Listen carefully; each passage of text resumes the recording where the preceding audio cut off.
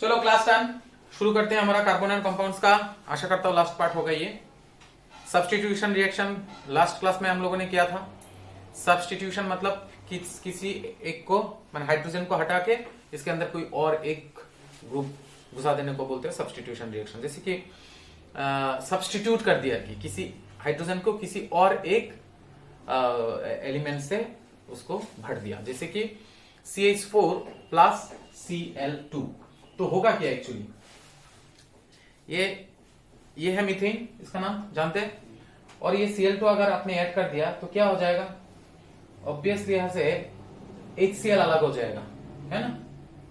Sunlight में अगर रख दोगे तो क्या होगा, एक क्लोरीन इसके साथ ऐड हो जाएगा और जो हाइड्रोजन को रिप्लेस किया वो हाइड्रोजन और एक क्लोरीन के साथ मिला के हाइड्रोक्लोरिक एसिड एंड और ये क्लोरोमीथेन तैयार होगा।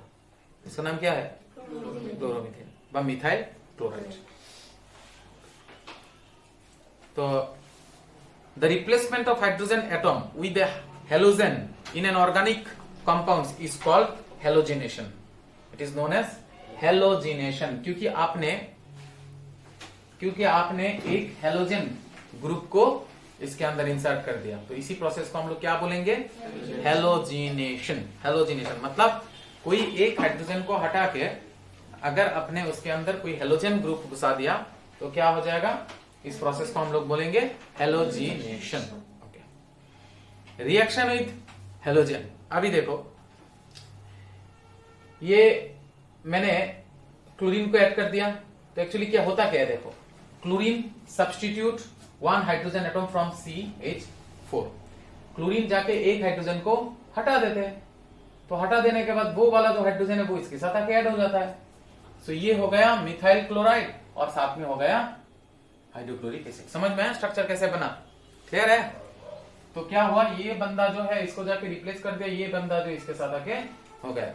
अगर किसी ने बोला कि किस तरह का रिएक्शन है तो क्या बोलोगे, सब्स्टिट्यूशन रिएक्शन। मिथाइल क्लोराइड, अभी सोचो इसके साथ और क्लोराइड दे दोगे तो एक क्लोरीन इसको हटा देंगे और ये हाइड्रोजन इसके साथ हो जाएगा, नहीं समझे। तो अभी क्या हो जाएगा, ये हटा देगा तो ये डाइक्लोरोमीथेन। ये जैसे कि क्लोरोमीथेन, इसका एक नाम तो मिथाइल क्लोराइड, आयुपिक नेम होगा क्लोरोमीथेन। क्लोरोमीथेन ये है कॉमन नेम, मिथाइल क्लोराइड है कॉमन नेम और आयुपिक नेम उसका क्या होगा, क्लोरो। और ये जेहेतु ये मीथेन है, मीथेन क्लोरोमीथेन, लेकिन ये डाइक्लोरोमीथेन क्यों है, क्योंकि ये दो क्लोरीन है। समझ में आया, हाँ ओके। और साथ में HCl तो तैयार हो गई। उसके बाद सोचो डाइक्लोरोमीथेन के साथ और एक क्लोरीन ऐड कर दिया तो क्लोरीन तो अकेला कभी नहीं आएगा ना, वो तो Cl2 बन के आएगा। तो एक क्लोरीन इसके हाइड्रोजन को हटा देगा तो ये क्या हो जाएगा, ट्राइक्लोरोमीथेन हो जाएगा ना। देखो ये भी इसको हटा दिया तो क्या होगा, ये हो जाएगा कुछ ऐसा, तो ट्राइक्लोरोमीथेन और HCl तो तैयार हो गई। सोचो अब इस चारों को हटा दिया तो टेट्राक्लोरोमीथेन हो जाएगा और इसी प्रोसीजर को हम लोग बोलेंगे halogenation. Halogenation, we are not adding hydrogen, we are adding halogen group. It may be bromide, it may be chlorine, it may be iodine, जो भी हेलोजन ग्रुप में है। और अगर हाइड्रोजन को किसी कारण हम लोगों ने ऐड किया तो उसको बोलते हैं हाइड्रोजनेशन। अगर हेलोजन को ऐड किया halogenation. Clear, okay. Some important carbon compounds, कुछ इंपॉर्टेंट कार्बन एंड कंपाउंड्स होता है जैसे कि ethanol, liquid at room temperature. Ethanol के बारे में अभी थोड़ा बहुत, इथानॉल का फॉर्मूला क्या होगा, C2H5OH, इथानॉल। तो लिक्विड एट रूम टेम्परेचर जो पीते हैं, okay. Commonly call alcohol, commonly call alcohol. Active ingredient of all alcoholic drinks. जितना भी एल्कोहलिक ड्रिंक्स हम लोग खाते हैं उसमें थोड़ा इथानॉल होता ही होता है, ठीक है। Because it is good solvent, क्योंकि ये इसमें कुछ भी मिक्स हो जाता है। It is also used in medicine such as tincture, ethanol क्या होता है? इथानॉल एक रूम टेम्परेचर में लिक्विड है, उसके बाद वो पीने के लिए यूज होता है, और एक्टिव इंग्रेडिएंट्स जितना भी अल्कोहलिक सब्सटेंस होता है उसमें होता है. Because it is good solvent, it is also used in medicine such as tincture, iodine, cough syrup and many tonics. बहुत लोग बोलते हैं ना कॉफ सिरप पीने के बाद आप लोग बाइक मत चलाना, नींद आते हैं, क्योंकि उसमें अंदर थोड़ा बहुत एल्कोहल होता है, क्योंकि कॉफ सिरप जिससे बनते हैं वो एल्कोहल में मिक्स ज्यादा होते हैं, इसीलिए थोड़ा बहुत दिया जाता है. तो क्या क्या बनाने में इथानॉल यूज होता है? जैसे कि tincture of iodine and cough syrup and कुछ tonic. Soluble in water in all proportion, इसीलिए तो लोग थोड़ा ऐसे ऐसे डाल के पीते हैं. Reaction of ethanol, reaction with sodium. तो इथानॉल का फॉर्मूला सब लोग जानते हो, C2H5OH. तो क्या होगा? C2H5 को अलग कर सकते हो, CH3CH2. देखो ये कितना है? C2 है और H कितना है? ये तो जानते हैं ना, C2H5 को इस तरह से हम लोग तोड़ के भी लिख सकते हैं. तो Na प्लस CH3CH2OH. तो होगा क्या? सोडियम एंड इथानॉल तैयार होगा. Sodium ethoxide, sodium ethoxide and hydrogen, sodium ethoxide and hydrogen. Clear? Sodium ethoxide and hydrogen. Reaction आप लोग जितना लिखोगे, जितना वो करोगे, वो इतना अच्छा होगा. क्लियर है क्या? Sodium ethoxide and hydrogen. उसके बाद देखो, reaction to give unsaturated hydrocarbon. देखो ये रिएक्शन टू गिव अनसैचुरेटेड, मतलब सैचुरेटेड था, अभी अनसैचुरेटेड बनाओगे. सो ये डी हाइड्रेशन होगा. एक है हाइड्रोजनेशन, मतलब हाइड्रोजन को, ये है D hydration of ethanol. Ethanol से देखो, इथानॉल से आप हाइड्रोजन को कॉन्सेंट्रेटेड H2SO4 के साथ आपने अगर रिएक्ट किया तो क्या हो जाएगा? CH2 डबल बॉन्ड आ गया ना. ये क्या है? इथीन. हाँ माय गॉड, इतना समय. इथीन और H2 अलग हो गया. क्लियर? क्लियर? इथीन. ओके. अभी है oxidation.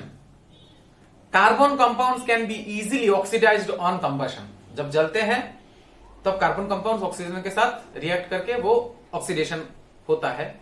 In addition to this complete oxidation we have reaction in which alcohols are converted to carboxylic acid. देखो ये क्या है? इथानॉल. वो किसके साथ क्या? एल्काइन KMnO4, थोड़ा सा KMnO4 पोटेशियम परमैंगनेट उसके अंदर डाल के थोड़ा हीट किया, और साथ में अगर तुम ऐसे भी K2Cr2O7 डाल के भी अगर आप करोगे तो बन जाएगा इथानोइक एसिड. क्या हो जाएगा? Ethanoic acid. इसके बोलते ऑक्सीडाइजिंग एजेंट. इसके कारण हुआ कि ये. तो अभी देखो इथानॉल का कुछ रिएक्शन एक होता है. इथानॉल का फिजिकल प्रॉपर्टीज क्या देखा हम लोगों ने? कि ये लिक्विड होता है, ये सर सॉल्वेंट अच्छा है, इसीलिए कॉफ सिरप कुछ भी टॉनिक बनाने में यूज होता है. और क्या है? सोल्यूबल इन वाटर, कुछ भी प्रोपोर्शन में मिल सकता है. और इथानॉल का रिएक्शन हम लोगों ने क्या देखा कि इथानॉल को अगर हम लोगों ने देखा ना, अभी तो देखा कितना कितना रिएक्शन देखा, टोटल 3 रिएक्शन देखा. एक क्या देखा? रिएक्शन ऑफ इथानॉल सोडियम के साथ, क्या बनते हैं? Sodium ethoxide. उसके बाद अनसैचुरेटेड बना सकते हैं हम लोग. उसके बाद हम लोग इसको एसिड में कन्वर्ट कर लेंगे. ये तो है अल्कोहल, वो इथानोइक एसिड में कन्वर्ट हो जाएगा. कैसे? KMnO4 डालो प्लस हीट दो, तो किस में बन जाएगा? CH3COOH, ethanoic acid. ये है oxidizing agent. Properties of ethanoic acid, commonly called acetic acid. Ethanoic acid का अगर दूसरा नाम अगर बोलोगे तो क्या बोलोगे? Acetic acid. यानी इथानोइक एसिड, किंतु नॉट इथानॉल. मैं इसका बात बोल रहा हूं, समझ में आया? CH3COOH, इसका 2 कार्बन है. इथ जेहेतु COOH है इसीलिए ओइक एसिड, कार्बोक्सिलिक एसिड, तो इसका नाम क्या होगा? 2 है इसीलिए इथेन. ई हट के क्या हो जाएगा? ओइक एसिड हो जाएगा. तो इथानोइक एसिड. और इथानोइक एसिड का भी प्रॉपर्टीज, ये क्या है, is called acetic acid, belongs to a group acid called carboxylic acid. ये कौन सा ग्रुप में बिलोंग्स करता है, कार्बोक्सिलिक एसिड का ग्रुप में। 5 to 8% solution of acetic acid in water is called vinegar. अगर थोड़ा वाटर में, मतलब सॉरी वाटर में अगर 5 to 7% बा 8% आपने एसिटेट डाल दिया, एसिटेट मतलब इथानोइक एसिड, एसिटेट मतलब इथानोइक एसिड अगर डाल दिया तो विनीगर बन जाएगा। समझ में आएगा? तो विनीगर आप ऐसे भी बना सकते हो, अगर आपके पास इथानोइक एसिड है और घर में पानी तो है ही, उसमें डाल दो थोड़ा बहुत बूंद जैसा तो हो जाएगा। Used widely as a preservative in pickles, आचार वाचार होता है ना, पिकल्स में प्रिजर्व करने के लिए इथानोइक एसिड यूज होता है। It's melting point is 290 kelvin. Frozen acetic acid is called glacial acetic acid. तो ये बहुत ही इंपॉर्टेंट एक टॉपिक है। फ्रोजन मतलब वो जो अपने फ्रिज के अंदर रखे जमा हुआ, frozen acetic acid is called glacial acetic acid, ये याद रखो। तो ग्लेशियल एसिटिक एसिड किसको बोला जाता है, फ्रोजन एसिटिक एसिड को आपको क्या बोलोगे, ग्लेशियल एसिटिक एसिड। क्लियर? अभी है रिएक्शन विद एसिटिक एसिड, माने सॉरी इथानोइक एसिड। अभी देखो ध्यान दो, reaction of ethanoic acid. Ethanoic acid का फॉर्मूला क्या है, CH3COOH, इथानोइक एसिड। अच्छा, esterification reaction, acid plus alcohol, ester तैयार हो। तो देखो ये क्या है भाई, इथानोइक एसिड। ये क्या है भाई, इथानॉल। इथानॉल यानी इथानॉल एंड इथानोइक एसिड का, sorry ethanoic acid and ethanol का रिएक्शन को हम लोग बोलते हैं, तैयार होगा क्या, तैयार होगा एस्टर। देखो CH3 C double bond O bond O CH2 CH3, ये इसका नाम क्या है, एस्टर। और इसी प्रोसीजर को हम लोग formation of ester is known as the esterification. तो एक टेस्ट ट्यूब लिया कॉन्टेनिंग क्या, फॉर्मेशन ऑफ एस्टर। क्या करोगे, टेस्ट ट्यूब एक बीकर लिया, वाटर डाला, उसके बाद वो तार जली जिसको हम लोग बोलते हैं वायर गज, ट्राइपॉड स्टैंड एंड बर्नर आपने हीट किया, क्या होगा, वो तैयार हो जाएगा। क्या रखोगे इसमें अंदर, इथानोइक एसिड एंड इथानॉल। तो इथानोइक एसिड एंड इथानॉल जब रिएक्शन बनते तो क्या बनते, एस्टर। और उसी प्रोसीजर को हम लोग क्या बोलेंगे, esterification. Esterification, any doubt? Okay, ये रिएक्शन देख लो एक बार, समझ में आया। इथानोइक एसिड, अभी अगर मैं बोलूंगा इथानोइक एसिड कैसे बना सकते हो, इथानॉल से इथानोइक एसिड बन सकता है क्या, यस थोड़ी देर पहले तो देखा। अरे इथानॉल का 3 रिएक्शन हम लोगों ने देखा ना, भूल जाते हो क्या, सोडियम के साथ जब इथानॉल रिएक्ट करेगा तब बनेगा सोडियम इथॉक्साइड, और जब उसके अंदर थोड़ा H2SO4 डाल देंगे तो ये बन जाएगा अनसेचुरेटेड यानी इथीन। तो इथानॉल इथानोइक एसिड बन सकते हैं क्या, यस सर। कैसे, इथानॉल के साथ अगर आपने थोड़ा बहुत कैमनोफोर और जाके हीट दिया तो बन जाएगा इथानोइक एसिड। इथानोइक एसिड क्योंकि ये ऑक्सीडाइजिंग एजेंट है, उसको ऑक्सीडाइज कर दिया। क्लियर है क्या, इथानोइक एसिड। अभी इथानोइक एसिड का प्रॉपर्टीज बोलो। इसको एसिटिक एसिड कहते हैं। इसको एसिटिक एसिड कहते हैं। ये कार्बोक्सिलिक एसिड का ग्रुप है, और 5 to 8% अगर मिला दो तो वो विनेगर बन जाएगा। Widely used as a pickle को प्रिजर्व करने के लिए, और इसका जो ग्लेशियल एसिटिक एसिड बोला जाता है। फॉर्मेशन एस्टरिफिकेशन देख लिया, तो अभी है सोफिनिफिकेशन। व्हाट डू मीन बाय सोफिनिफिकेशन, जिसमें सब सॉफ्ट बनाया जाता है उसको ऑब्वियसली सोफिनिफिकेशन बोलेगा। Reaction with carbonates and hydrogen carbonates, CH3COOH Na2CO3। तो ये है ethanoic acid and sodium carbonate gives NaOH, sodium ethanoate. Sodium ethanoate balance करना है। देखो ये है सोडियम कार्बोनेट, ये है इथानोइक एसिड। इथानोइक एसिड के साथ सोडियम कार्बोनेट अगर रिएक्ट किया तो क्या बनेगा, सोडियम इथानोएट। तो इसके साथ भी सेम ही बनेगा ना, ये तो हाइड्रोजन कार्बोनेट है, तो इसके साथ भी क्या बनेगा, सोडियम इथानोएट एंड वाटर लॉस। जैसे कि हम लोग metals and non metal chapter में पढ़ा था ना, कि मेटल जब एसिड जब मेटल के कार्बोनेट के साथ रिएक्ट करता है तब भी कार्बन डाइऑक्साइड वाटर तैयार करता है सॉल्ट, और साथ में वो मेटल बाइकार्बोनेट के साथ, तो ये भी एक मेटल कार्बोनेट और मेटल बाइकार्बोनेट, ये मेटल कार्बोनेट, ये मेटल कार्बोनेट, एक ही तो बात है ना।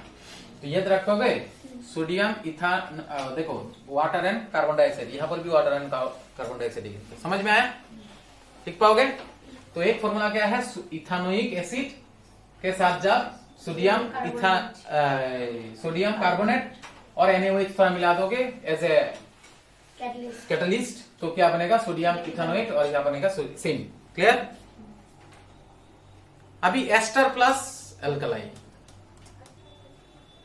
The reaction takes place in 2 steps, hydrolysis of ester and reaction of acid with alkali.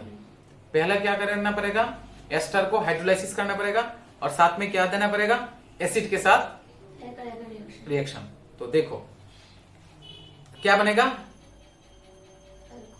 Alcohol plus sodium salt of, तो चलो हाइड्रोलाइसिस ऑफ एस्टर, ये क्या है, इथाइल एसिटेट, एक एस्टर है, क्योंकि इसको जो बॉन्ड बनाओगे तो CH3 C double bond O bond O ये बनेगा, ये क्या है, एक एस्टर है।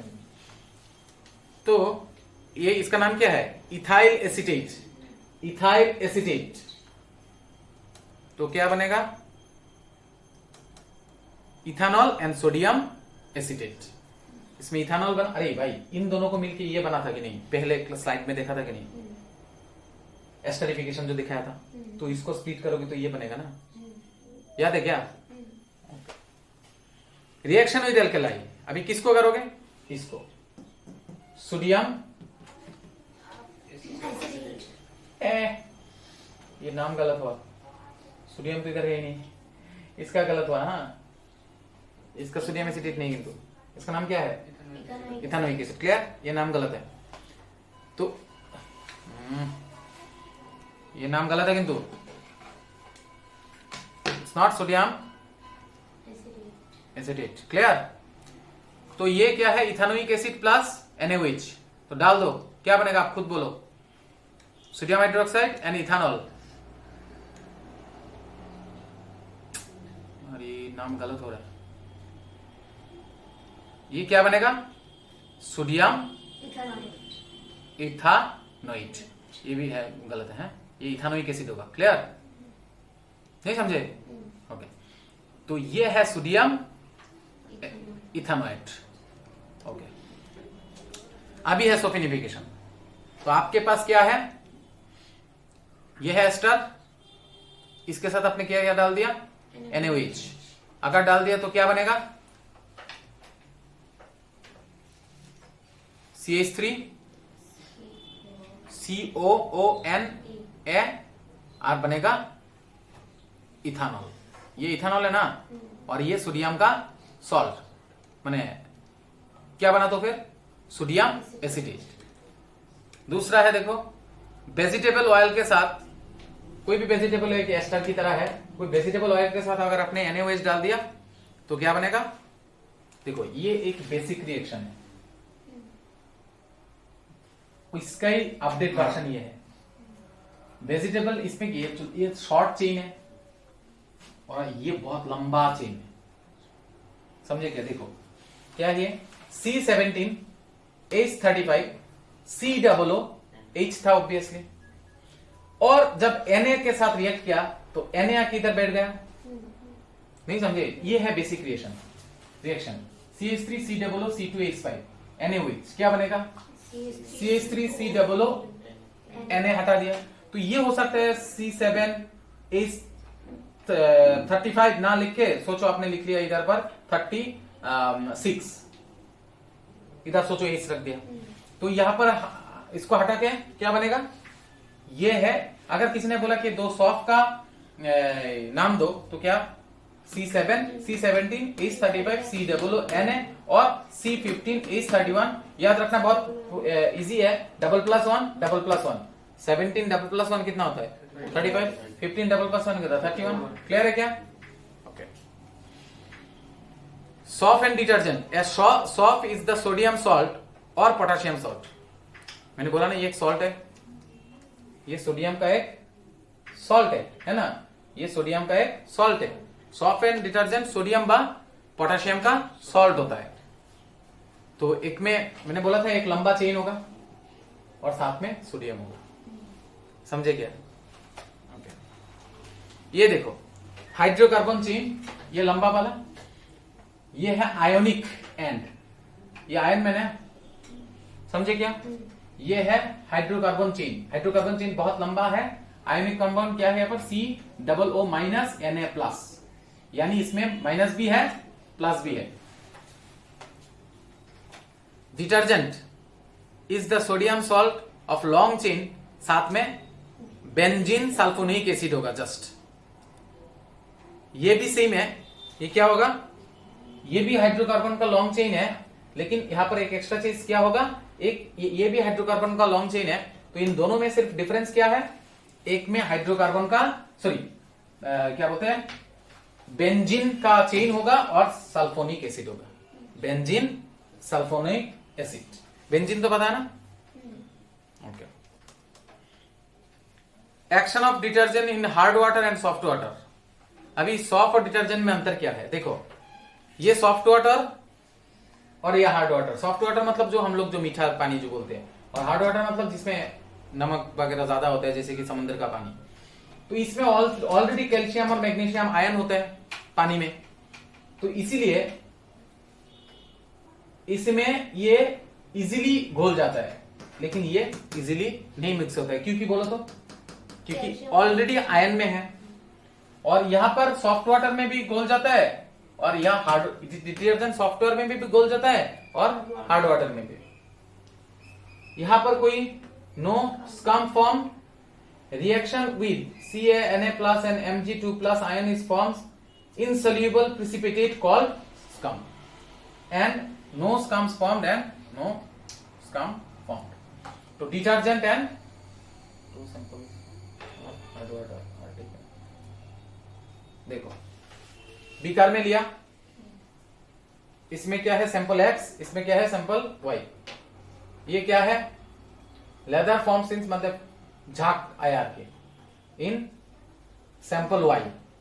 तो दोनों में ही सॉफ्ट दिया, तो आप बोलो ये कौन सा क्या है?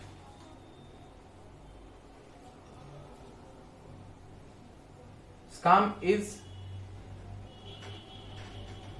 इसमें लेदर फॉर्म हुआ और इसमें स्कम फॉर्म हुआ, तो आप बोलो कौन सा क्या हुआ था?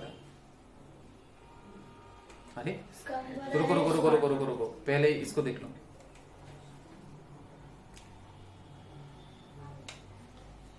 सॉफ्ट वाटर में लेदर किंतु, अरे सॉफ्ट वाटर में सोप किंतु वो झाग नहीं उठाते हैं।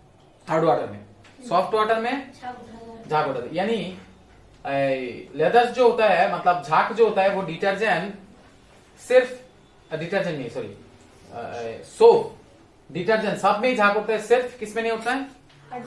हार्ड वाटर में सोप नहीं उठा पाता है। तो अभी बोलो ना, यहाँ पर तो सोप था ना, तो आपने दोनों में ही तो सोप मिलाया, तो इसमें झाग आया, तो मतलब ये क्या है? ऑब्वियसली नहीं समझे? ऑब्जर्वेशन क्या होगा? Leather form in Y but not in X. That means detergent forms leather even with hard water. Detergent किंतु हार्ड वाटर में भी वो कर सकते हैं। So soft is the sodium or potassium salt of an organic fatty acid. It reacts with hard water forming scum. Hence ordinary soap is wasted. तो ये obviously क्या था? हार्ड वाटर था। समझे क्या? क्लियर? सो अभी देखो difference between soap and detergent. ये बायोडिग्रेडेबल है, डिटर्जेंट नॉन बायोडिग्रेडेबल है। Not soluble of washing in hard water. Hard water में हम लोग सॉफ्ट का काम नहीं कर सकते, कौन सा? डिटर्जेंट कर सकते हैं। रिलेटिवली वीक क्लींजिंग एक्शन, इसलिए तो धोने के लिए हम लोग इंस्टेड ऑफ साबुन हम लोग क्या यूज करते हैं, डिटर्जेंट यूज करते हैं। स्ट्रॉन्ग क्लींजिंग एजेंट, क्लियर है क्या? सॉफ्ट एंड डिटर्जेंट कैसे करते हैं, काम कैसे करते हैं? दूसरा उसका दो पार्ट है, एक है हाइड्रोफोबिक पार्ट और दूसरा है हाइड्रोफिलिक पार्ट। हाइड्रोफोबिक मतलब जो पानी को डरता है, हाइड्रोफिलिक मतलब जो पानी को लाभ करते हैं। तो सॉफ्ट फॉर्मेशन ऑफ इस तरह से करते हैं, Na++ ऑयल ड्रॉपलेट। उसके बाद effects of soft in cleaning, क्या करते हैं देखो, ऐसे आपने दिया हाइड्रोफिलिक एंड और ये हाइड्रोफोबिक एंड, यानी जो पानी को प्यार करते हैं ये वाला, और जो पानी को नहीं प्यार करते ये आप रब कर रहे हैं ना इससे, इस तरह का। In cleansing the hydrocarbon tail attach itself to oily dirt tend to lift off from the dirty surface and dissociate into fragments। देखो स्टेप में क्या होगा, ये देखो स्टेप देखो, समझ में आ जाएगा।